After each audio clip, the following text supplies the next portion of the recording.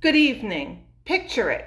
3-year-old Abdul Ghani's mother was at home in Georgia when his father broke down the door and kidnapped the boy, who suffered severe epileptic seizures. Present with the father was Ghani LaVey, the father's spiritual leader. Ghani came with the father because she was under the delusion that she was Abdul's mother.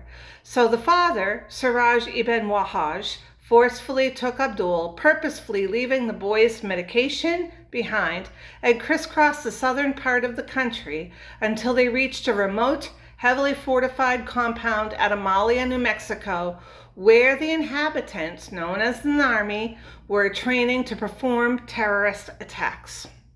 Yes, the children were also training to use the large arsenal of weapons later found by law enforcement stockpiled at the compound. How frightened and confused Abdul must have been when he was ripped from his mother. The motive behind his kidnapping?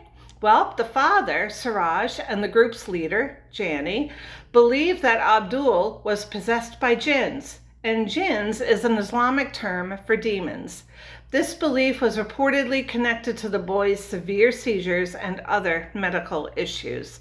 The belief that the boy was demonically possessed led the group to deprive him of his necessary anti-seizure medication, which ultimately contributed to his death at the compound in 2017 on Christmas Eve.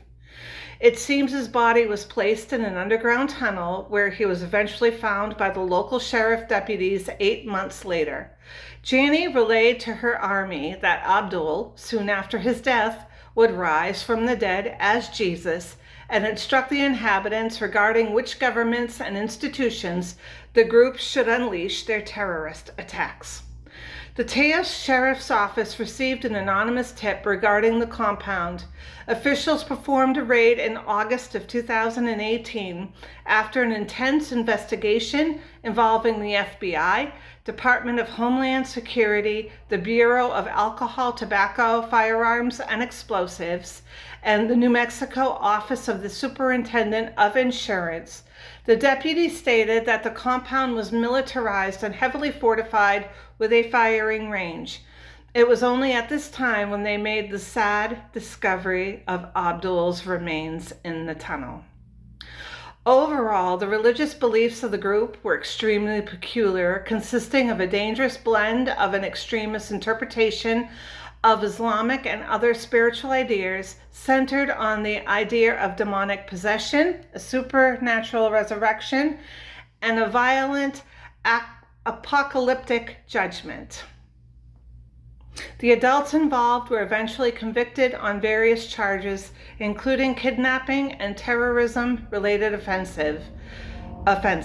Some were sentenced to life in prison, including Abdul's father. Thank you.